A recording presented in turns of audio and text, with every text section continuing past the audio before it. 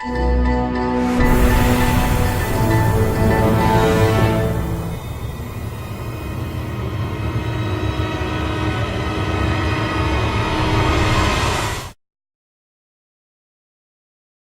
to me things that no eye has ever seen in these times. He showed me a huge rock, an asteroid, entering from the municipality of Arecibo in Puerto Rico and exiting through Mayagüez. As it exits Mayagüez, the asteroid will collide with the island called Mona, to the west of Puerto Rico.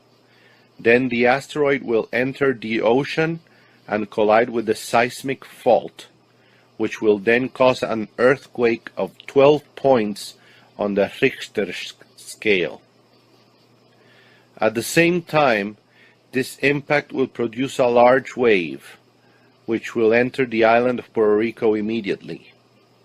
This wave will enter into cities that no one would believe possible, cities like Las Marias and Maricao, where Satanists sacrifice newborn babies.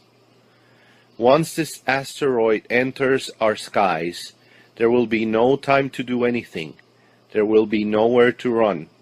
All we can do at that point is give ourselves to God, spiritually. If the Lord has not told anyone to get up and go before this happens, then don't move.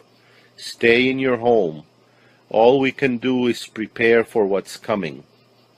I am speaking to God's people, as He told me that on that night many Christians will die. The impact of the asteroid will be such that it will feel like a nuclear explosion. God's priority in giving this message of judgment is so that all His people will understand the urgency and content of His message. I say with all certainty that the 12 Richter scale quake will be Jehovah God of the universe Himself, executing this judgment in person, very similar to when God visited Abraham to warn him about his destruction of Sodom and Gomorrah. When Jesus entered the temple, He saw how His people were violating His spiritual etiquette. Instead of them going out on the streets and buying and selling what they needed, they did it on the temple grounds, provoking God's wrath. Coincidence or not, we can see how many of God's churches are doing the same things today. They have put aside all that Jesus did by dying on the cross so that we can see Him and the Father. It all comes down to holiness, without which no man shall see the Lord. The death toll shall be overwhelming. In Puerto Rico alone, it will reach 750,000 people. The massive wave will be moving at a speed of 400 miles per hour, according to a scientist that studies these phenomena. After the impact, the wave will be taking everything in its path through the Caribbean islands. It will be entering Miami, Florida at around 5 a.m. It will make its way up the eastern United States, also the Gulf of Mexico and South America. As a personal note, experts predict that such a colossal impact would cause the Earth's rotation to cease for 3 days, meaning the Earth would not rotate for 3 days, which in turn means that there would be 3 days of utter darkness on this side of the Earth. He told me, "Trust in me, I will never fail you, but men always fail." He told me this after I gave the governor of Puerto Rico the message. The governor did not heed the warnings I gave him, just like Pharaoh in Moses' time. I put my trust in the governor, thinking that he would ask God to be merciful, and that then God's wrath would not be so strong, like it happened in Nineveh. Then the Lord told me, "Why are you praying for my servant Gigi Avila?" He told me, "Stop wasting your time." I was praying, asking God to give His servant Gigi Avila the great Puerto Rican evangelist, more time here on earth, because I knew that Jesus' parting with the Lord, whenever it happened, was to be the sign that God had chosen for Puerto Rico as prelude to this judgment, in order for his true small church to be able to prepare itself, and would be able to escape to the mountains, just like Lot did when the Lord's angels told him where to go. Scripture says that the Lord will not do anything until he first reveals his secrets to his servants, the prophets. He told me, "My servant, soon I will take my servant G.J. Avila, and I will allow for my people to honor him." He said, "As soon as G.J. is laid to rest, immediately I will send my judgment to the island." It is in God's time, not ours. Personal note: G.J. Avila has now gone to be with the Lord as of June 28 of this year. This message was received by Prophet Rodriguez before G.J.'s passing. I want to inform the Church of Jesus Christ that is in the island of Puerto Rico that this judgment, which is being contemplated by God, will be executed at night. I say to the church in the island of Puerto Rico that we will not run or move until the Lord tells us to do so, just like God told Moses when to go out of Egypt. Even when the remains of our brother G.J. Avila are laid to rest in the ground, God's church in Puerto Rico will not move until the Holy Spirit tells us to do so, no matter where we live in the island. Church of Jesus Christ in Puerto Rico, please understand this. He told me, "My servant, the big nation," meaning the United States, "will not come to help you right away. For this reason I have selected another nation that will help you out first. They will bring food to all of you. This nation is already storing food for you." He said, "You will be surprised when I'll tell you which nation it is." He told me it's Venezuela. I will inform you that on February of 2012, in a video that was seen throughout the world, Hugo Chavez told God, "If you are truly God, heal me," since neither the witch doctors nor the Cubans had been able to cure his cancer. This was live on the government channel in Venezuela. He told God, "You know that I'm saving much food, and I do not want to die, because I want to be the one to give out the food." This is in a video, knowing that Mr. Chavez died in March of 2013. The Lord will do with those that say that they are His church, as He did with His people that came out of Egypt. Those who were 20 years or old or older did not see the promised land. He told me that the majority of the Christians in the island will perish that night, and that a new flock will enter the church, including many who do not know God. They will give Jesus their hearts, and together with the righteous that remain alive, will become the new church of Jesus Christ. He also told me, "My servant, do you remember Korah? Read the Bible, Numbers 16. He asked me this 5 times. After I shook my head, he told me, "That's the same thing that I will do with the majority of the pastors in the island.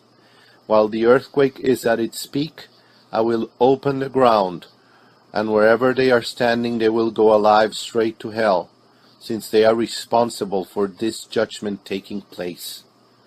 He said, "Their substitutes are sitting in the temples, waiting for my order. I dare all those that say that they have the power of God to say and prove that I am lying. I will go to your church, and you can rebuke me if I have anything in me that is not the presence of the Lord." Unlike here in Puerto Rico, where the pastors killed the prophet and the message.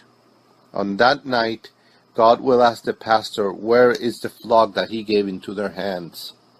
The Lord told me, "My servant, I will make it possible that from the big nation, meaning USA, they will come back to the island and will fill her again.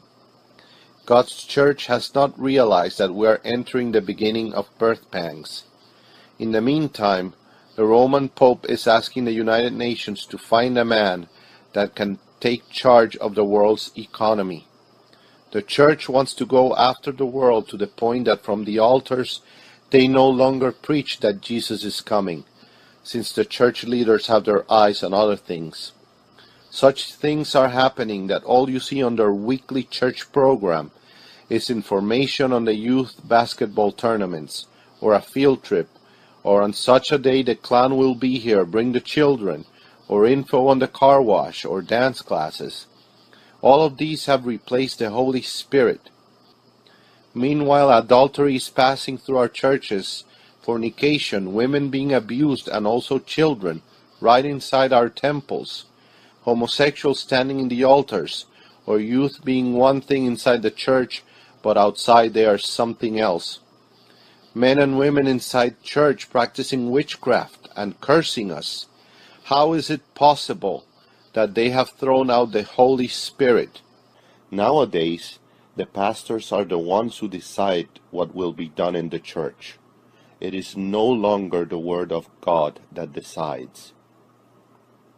For this reason, neither the church nor the non-believer will have peace or tranquility in the island, since they have overstepped the parameters of sin, and in the presence of the Lord we were found guilty. We are just waiting for Judgment Day. Since no one wants to preach what Jesus did on the cross, God Himself will do now as He did before, by passing judgment on former generations.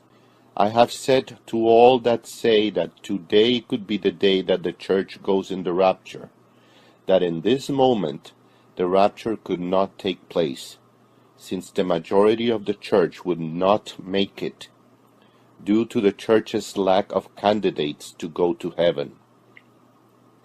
The rapture will come after the breaking down of the church that is soon to take place. Then, and only then, will God reap His church in the rapture. This event will be worldwide, and the Holy Spirit has spoken of it. If God does not do it this way, many would be lost, possibly even the righteous. I will remind you that on that night there will be 3 events occurring simultaneously, not 2 like the government says, according to their FEMA agencies. At this moment, the U.S. is preparing at a very surprising rate. They are waiting for something to impact all of the Caribbean and Atlantic Ocean. When God told me to speak to our governor, who has a lot of knowledge on what the government agency FEMA is doing in Puerto Rico, it was with the purpose of finding a way for the population to have access to food and medication. He has told me this alert is not to bring panic to the churches. It is for them to prepare themselves. If the population does not know what is going to take place, how will they prepare for such an extraordinary event? I will remind you that an earthquake is not predictable. It can happen today or at any time. I will say what we already know and understand, that FEMA and NASA, the space agency, have joined together by order of the President, and at this moment we all agree that neither FEMA nor NASA have the authority to divulge any information, as this might cause a worldwide panic. However, God has told His churches in Puerto Rico, no matter what denomination they belong to evaluate this message and to prepare themselves with Him. We know that we depend on God more than man to get us through this. So please, as you remember this message, ask God as soon as possible to reveal to you all its truths. So ask God now to reveal His will to you. If you do not get an answer, Dr. Michio Kaku is warning, Nibiru Planet X and the Universe Solar Flame. Now willing to alert the public about Planet X to hit Earth any day now, and how it will affect this planet. Article September 27, 2016. NASA has confirmed what ancient civilizations warned about thousands of years ago. Nibiru, or as it is translated, Planet of the Crossing, may be a heavy mass object, HMO, in addition to a dark star that is part of our own solar system. All of the hype that happened in 2012 has muddled the waters of what these ancient societies are actually writing about. Their calculations indicate that this heavy mass object, HMO, will enter our near solar system in the year 2017, next year. It swings past the Sun and is sent out in a slingshot fashion to deep space once again after that. In one of the first reports, this heavy mass object, HMO, was measured at 50 billion miles from the Sun. Less than a decade later, NASA gave the following update. Notice a distance of 7 billion miles. This report is 20 years old. Such a climate change, extinction of species, and indeed for that matter asteroid impacts by the very local real asteroids. Most of these are very small. We are far from likely to predict a 100-meter or smaller one, but that's still large enough to be very bad news for any country. The difference is we know what these are and can do something about them. So I'll talk a little about the very real asteroid threats that we should be concerned about and the amazing progress that astronomers have made already detecting them and what they could do with enough funding. Earth changes have been increasingly dramatic. Since 2012, all earthquake and volcanic activity is on a phenomenal rise. Volcanoes are now approaching 40 eruptions per day. The Nibiru Planet X system and its potential impacts on our solar system. This is what Joachim Hagopian writes, September 6, 2015, speculating and theorizing about the existence of yet undiscovered planets in our solar system has been bouncing around for centuries. Prior to each new discovery of another outer planet has come detection of anomalies in the erratic, inexplicable motions of the outermost known planets of our solar system. For instance, before Neptune's existence was determined, for decades astronomers had been theorizing that Uranus, discovered in 1781, irregular movements may have been caused by the presence of yet another undiscovered planet. Indeed, that was the case in 1846, when Neptune was first sighted and identified.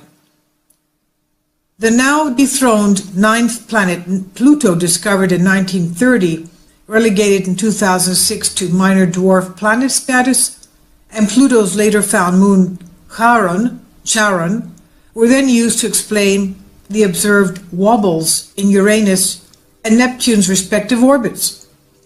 Thus, errors in calculating precise positions of known planets hold an enduring pattern of later confirmation of cause determined by each newly discovered planet. Hence, for over a century, scientists have debated that yet more major planets and dwarf planets belonging to our solar system are still out there in space waiting to be found and existing anomalies to be explained.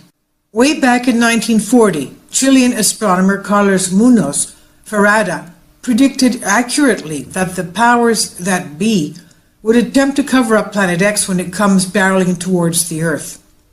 Ferrada referred to Nibiru Planet X as a, quote, comet planet, end quote. A comet planet because it has the size of a planet but speeds the elliptical orbit of a comet. Every government in the world has been warned about this comet Nibiru, the elite's deadly planned death of billions before event. The most controversial undiscovered planet operating within our solar system, dubbed Nibiru or Planet X, and now a new name, Planet 9, was made infamous or famous in 1976 by noted researcher author Zecharia Sitchin in his best-selling book The 12th Planet, as one of the few scholars able to read and interpret Sumerian clay tablets. Sitchin utilized those ancient texts to make a highly plausible cause for the existence of Planet X, also known as Planet Nibiru, the Destroyer in ancient scripts, coming closest to planet Earth every 3,600 years. The Sumerians lived over 6,000 years ago in what is today Iraq. They are credited as the first known civilizations on Earth, inventing mathematics, writing, agriculture, law, schools, astronomy, and astrology. The Sun in our solar system is similar to 90% of the solar systems in the Milky Way galaxy, all part of a binary star system containing 2 or even more suns. The Planet X system can be considered a mini constellation consisting of our Sun's twin, classified a brown dwarf star called Nemesis. This dark star is largely invisible even with infrared due to its surrounding red iron oxide dust clouds. Nemesis possesses at least 3 planets that revolve around it: Nibiru and Helion, both with moons, and Arboda. Though Nibiru travels along an elliptical-shaped orbit and enters our solar system approximately every 3,600 years, one by one crossing the orbits of our solar system planets, it does not revolve around our Sun. In 1990, researcher-author Zecharia Sitchin interviewed the supervising astronomer of the U.S. Naval Observatory, Robert S. Harrington, to discuss Harrington's recent discovery of the red planet X. Harrington set up a special telescope at an observatory in New Zealand to track Planet X, but the renowned head of the Naval Observatory suddenly died mysteriously at the age of 50 of a rare form of cancer under suspicious circumstances. His wife is convinced he was murdered for allegedly leaking too much information about Planet X. Yet 2 years after the Sitchin-Harrington interview and just months prior to Harrington's January 1993 death, a NASA press release was still publicly embracing Nibiru Planet X as real. Unexplained deviations in the orbits of Uranus and Neptune, they said, point to a large outer solar system body of 4 to 8 times Earth masses on a highly tilted orbit beyond 7 billion miles from the Sun. Also in 1992, a confident NASA scientist named Ray T. Reynolds went on record proclaiming, quote, "Astronomers are so sure of the 10th planet, they think there is nothing left but to name it," end quote. NASA at that time did everything but scream Nibiru from the mountaintops. But ever since Harrington's untimely death, with few exceptions, the lid has been tightly sealed on any more accurate information released by mainstream sources directly to the public. Apparently, the US government had made the decision to keep Nibiru and its projected earthly destruction under wraps.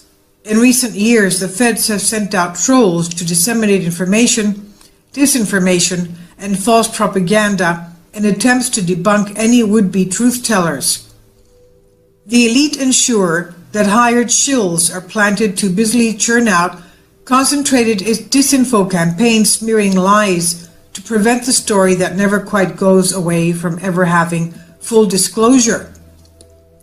The effects of such a large celestial body as Nibiru Planet X, estimated to be from 4 up to 8 times the size of Earth, re-entering our solar system, is getting off-the-chart internet frenzy in 2015, convinced it will cause enormous amounts of huge-sized space debris from an asteroid belt, potential comets, one recently cited to be 2.5 miles wide, and countless meteors plummeting violently towards Earth. It's believed that the impact of such giant objects crashing into the Earth will push the reset button for another axis tilt, likely causing yet another mass extinction and radically altering global climate zones, raising sea levels dramatically to reshape coastlines worldwide, decreasing landmass and increasing oceanic water surface. In addition to tilting the Earth's axis, it's speculated that Nibiru's gravitational upset and electromagnetic fireworks on our planet will set off mammoth cracks in the tectonic plates, resulting in never-before-seen killer quakes, volcanoes, tsunamis, tidal waves, hurricanes, record winds, massive flooding, and tornadoes. You can read now on a link here in this article. Leave now, Obama says. America must submit to the New World Order laws at a UN final speech. The Earth has been getting hit by asteroids and comets for its whole life. The planets formed from collisions of smaller objects, and even our water may have come largely from comets. Heavy bombardments may have continued until as recently as 4 billion years ago, making it difficult for life to get a foothold at all. So what are the odds today? There are a lot more small rocks than big ones. So while Earth is constantly being hit, accumulating over 100 tons of matter every day, most of this is in the form of dust or tiny sand grain-sized meteors that appear as shooting stars. By comparison, school bus-sized asteroids may hit every 1,000 years or so. Medium-sized asteroids, say 300 meters, may be once every 50,000 years, and extinction-level events only every billion years. And those estimates are going down. So how big is big? In reality, it could be very, very small compared to Earth. The Dino Killer is estimated to have been between 5 and 15 kilometers across. That's about 3 to 10 miles across. That's large compared to the rocks in your backyard, but tiny compared to Earth. To lead to a global catastrophe, an asteroid or comet only has to be big enough to launch large amounts of dust into the atmosphere. That leads to the abrupt change in climate that wipes out species. The Planet X effect is setting the Earth up for a coming pole shift. The world's elite know this is coming. This is why they have prepared underground shelters, sanctuaries, and seed vaults to keep parts of the world. Global elites prepare underground cities. Planet X Nibiru begin to harm our Earth this month. Scientists are keeping a close eye on the meteor, as just a minor change in its flight path could have catastrophic consequences for the human race. Experts say if the asteroid were to smash into Earth, it would create an extinction-level event, meaning humans are toast. The impact would equal the explosion of 3 billion atomic bombs, triggering effects similar to those that wiped out the dinosaurs 65 million years ago. Conspiracy theorists are in a state of panic over this incoming space rock. Most asteroids pass classed as near Earth by NASA fly by at millions of miles away, but a space rock 2500 SZ2 due today is essentially to be on an orbit of just 309,000 miles, only 1.3 times the distance from Earth to the Moon, which is 238,000 miles. So that's pretty close. Significant asteroids pass Earth every week, and NASA monitors them up to 12 million miles away, so this is considered a cosmic close shave for Earth. The cosmic skim comes straight after wild predictions were made online that a huge space rock would strike Puerto Rico by the end of this month, something that doesn't appear to have materialized. Fears become so widespread a rock may be about to strike that NASA took the unusual move of issuing a statement ruling this out.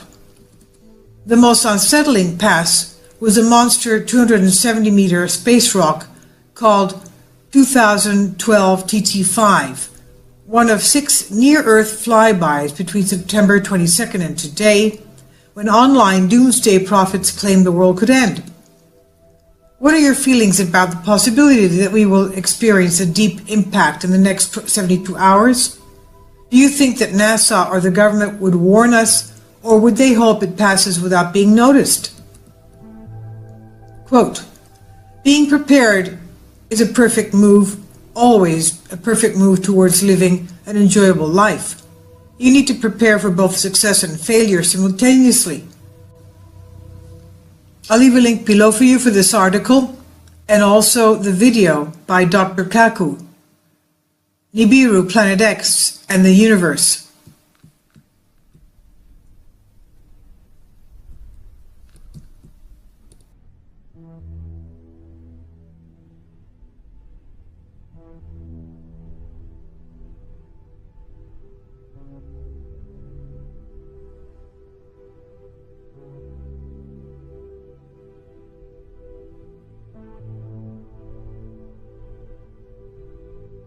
Warning from scientists suggesting the Earth may be on the verge of another mass extinction, similar to the one that killed the dinosaurs. It happened 5 times in the past 540 million years, but this time around, experts say we may be able to stop it. Michio Kaku is a physics professor at City University of New York and author of the new book, Physics of the Future, that we're going to be looking forward to the new book, of course.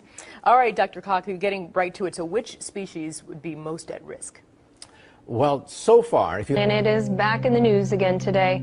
The California Institute of Technology published a study claiming they have discovered a true 9th planet beyond Pluto. For the first time in 170 years, evidence of this 9th planet was found on the far edge of the system. Astronomers at the California Institute of Technology have not directly seen it yet, but they think it's up to 10 times bigger than Earth and 20 times farther away than Neptune. 2 scientists at Caltech say they've discovered a 9th planet in the outer corners of our solar system. It's pretty exciting to know it's out there and waiting to be found. 2 years ago, we realized that there was something funny going on in the outer solar system. What these orbits are showing us, they're showing us sort of a gravitational one-way sign towards the existence of an additional body. These researchers say for the last 13 years, a handful of objects have been found by other astronomers, and all of these objects swing in the same direction. That can't happen by chance, so we knew something funny was going on. Many may remember Mike Brown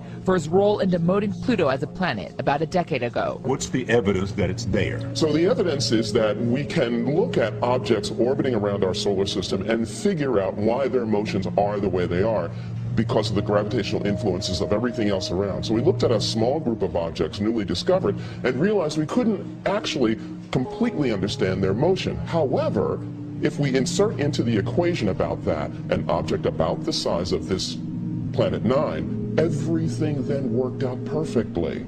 So that's what gives the suspicion that it really does exist. They can't exactly see this thing from a telescope or anything like that. Instead, they are using data about how other objects as far out as Pluto are reacting and moving out of alignment, getting out of its way. So data like that actually suggests a heavy gravitational pull, which primarily comes from things that are qualified to be called planet. But they do have 2 giant telescopes on 2 different continents searching for the physical evidence of this thing's existence. Right now, the best that they can say is that something really, really, really big beyond Pluto exists because space rocks are moving out of the way, as well as it's causing misaligned positions among the outer planets. The orbit of other celestial bodies seem to be responding to something. What that is, nobody can actually confirm just yet. It's so far away that even though it's big, it's very, very dim and it'd be very tough to spot with a telescope. I'm also fascinated at the idea that this planet could be so far out there and still our sun be the mass that is keeping it in the gravitational pull of our solar system. Right, yeah, but no, it's true.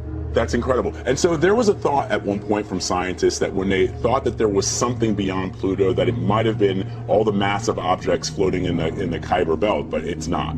Right, so all those objects are out there and they have a lot of mass, and originally the scientists said, look, a planet is such a crazy idea, maybe it's the Kuiper Belt itself that's pulling it on itself and making these orbits look funny. And they ran simulations and they tried to make that work and it didn't work. It just didn't work. There's not enough stuff out there. So you don't see it, but you said it's all about the numbers. So 2 scientists are playing around with numbers and they think what?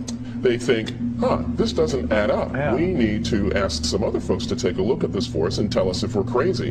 And sure enough, that's what they did. The Caltech astronomers looked at the number and said, you know that idea about there being another planet? That's not a crazy idea. It looks like it's really possible. So now what they'll do is they'll let this information out to the rest of the astronomical community to try to help figure out what's going on, to make sure that everything's correct. And now they'll also do the observations. And some have already stepped forward to say they're convinced. Well, it is. Yes, they are pretty well convinced now. They need the visual evidence to back it up because, as I said, the numbers don't lie. But the critics of this study say that it's possible that this large body is simply an ancient core of a gas giant that was ejected out to the farthest reaches of the solar system thousands and thousands and thousands of years ago. What does this tell us about our solar system? Well, one thing it tells us is that we don't really understand it as well as we thought we did. And another is that it probably had a very violent beginning. This thing was probably formed much closer in and then flung out, maybe in a close encounter with Jupiter or something. You mentioned that scientists haven't seen it yet because of how far away it is and how dim it is. Is there a way for them to get visual evidence? Yes, so the biggest telescopes in the world can theoretically see this thing if they're looking in exactly the right place. And with the publication of this new paper today, they are now going to start to look in earnest. Hi, I'm Jim Green, Director of Planetary Science at NASA. You know, NASA works with the international science community to explore our solar system and beyond. We look to unravel the mysteries that intrigue us all as we explore and answer the big questions. Questions like, how did the Earth originate and change over time? How did the solar system begin and evolve? And what will be its destiny? What will be our destiny? Last July 14th, NASA's New Horizons spacecraft flew past Pluto, capping a half-century of exploration of our solar system. It piqued our interest about what lies beyond Pluto and what can we learn about ourselves and the origins of our solar system. The idea of a new planet is certainly an exciting one for me as a planetary scientist, and I think for all of us. The January 20th paper in the Astronomical Journal is fueling our interest in planetary exploration and stimulating a healthy debate that's part of the scientific process. I couldn't be more pleased about what's happening. You know, it's all about starting the process that could lead to an exciting result. It is not, however, the detection of a new planet. It's too early to say with certainty that there's a so-called Planet X out there. What we're really seeing is an early prediction based on modeling from limited observations. What's exciting is that, like NASA's journey to Mars or New Horizons flyby of Pluto, you will have a front row seat to see how the scientific process unfolds. Theories like this serve to stimulate ideas and conversation. They tap into our innate curiosity. It's important for us to continue to work, and we will. Anytime we have an interesting idea like this, we always apply Carl Sagan's rules for critical thinking, which include independent confirmation of the facts, looking for alternate explanations, and encouraging scientific debate. If Planet X is out there, we'll find it together. Or we'll determine an alternate explanation for the data that we've received so far.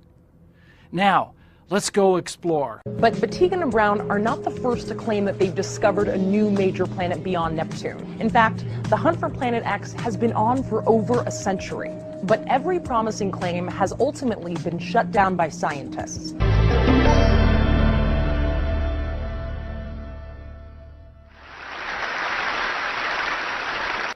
We began in 2009 with the launch of NASA's Kepler mission.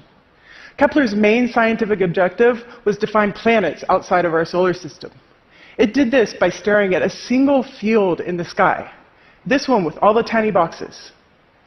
And in this one field, it monitored the brightness of over 150,000 stars continuously for 4 years, taking a data point every 30 minutes.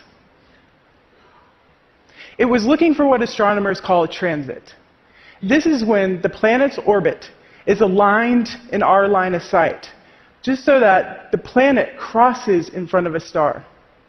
And when this happens, it blocks out a tiny bit of starlight, which you can see as a dip in this curve. And so the team at NASA had developed very sophisticated computers to search for transits in all the Kepler data. At the same time of the first data release, astronomers at Yale were wondering an interesting thing. What if computers miss something?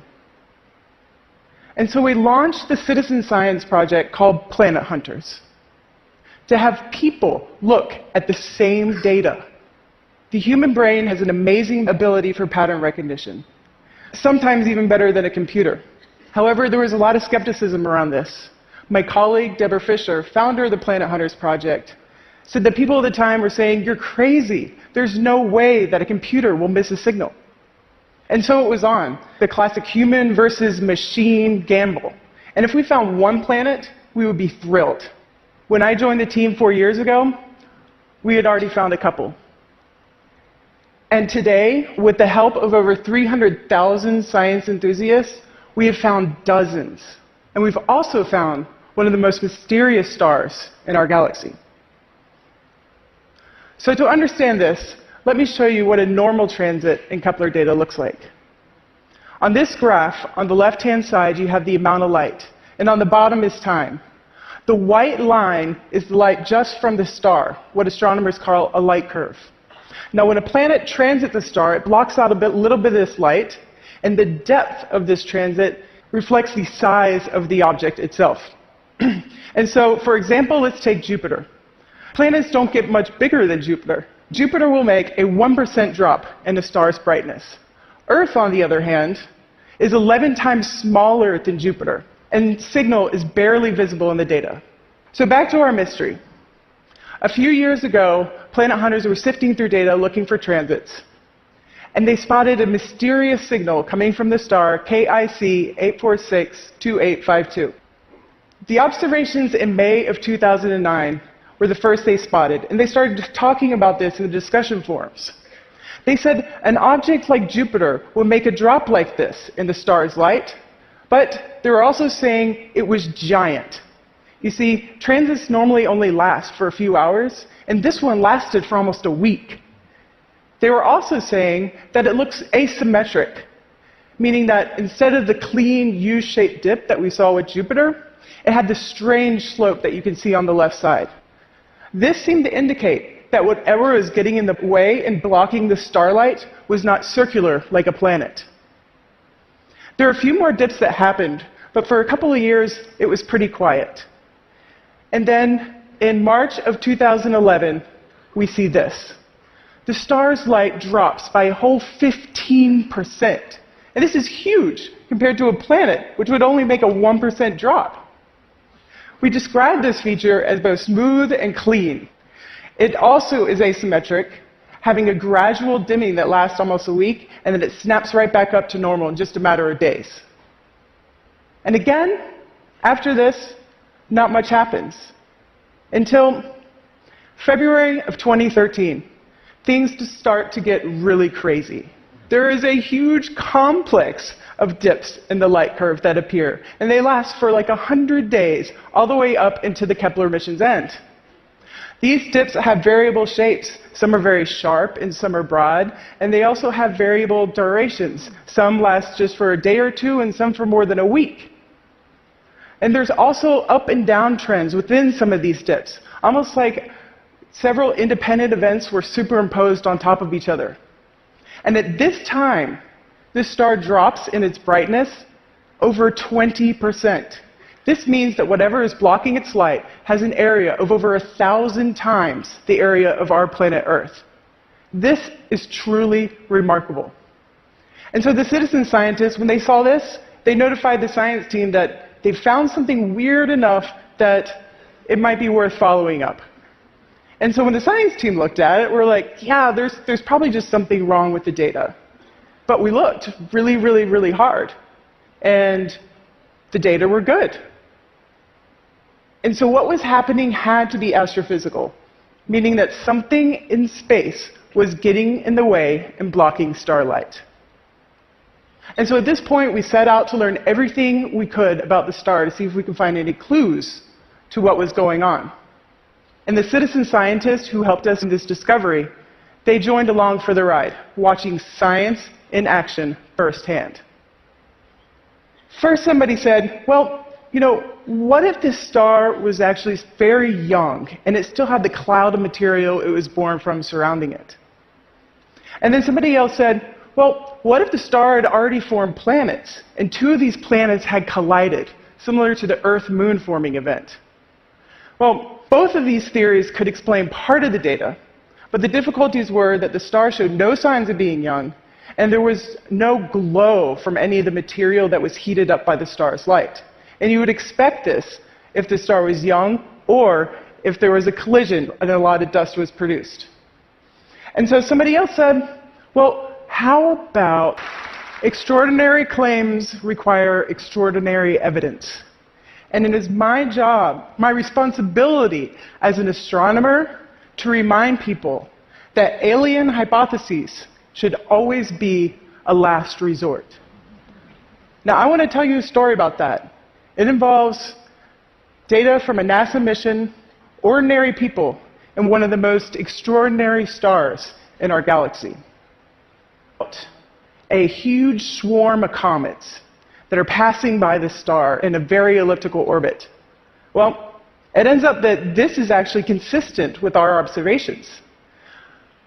But I agree, it does feel a little contrived. You see, it would take hundreds of comets to... There might be a whole new planet on the other side of Pluto. It's named 2012 VP113, jokingly dubbed Biden. Get it? Corey Powell's editor-at-large for Discover Magazine in studio. How you doing, Corey? VP Biden. Right on. There we go. Correct on that. Two images show you. This is the arrow obviously pointing to it. But there are three dots on here. One is red, one is green, one is blue. Right. What's significant? So this is the actual discovery image. Basically, two astronomers were looking, one little patch of sky very, very far away, looking for exactly this kind of thing. Stars don't move. Planets or anything that's like a planet does. So this is color-coded. This is what they saw on different nights. They're looking for one thing moving. They color-coded it to show that all these stars are staying still. This thing is moving, and the way it's moving... So this is just one... It's one object, color-coded. Is Pluto on this? Pluto's in a whole different part of the sky. So this is way out there. This is way out there. This is more than twice as far away as Pluto. Unbelievable. Why does this matter, Corey? Well, there are two ways you can look at it. I think I look at it first of all as an exploration question. That we know where we are on Earth. We've mapped our planet. Our solar system is still terra incognita. It's full of surprises.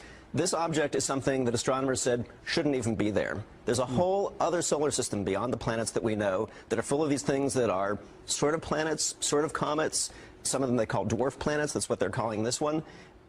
What we're seeing is we're seeing our neighborhood. We're seeing what's around us. And then the second part, we're seeing where we came from.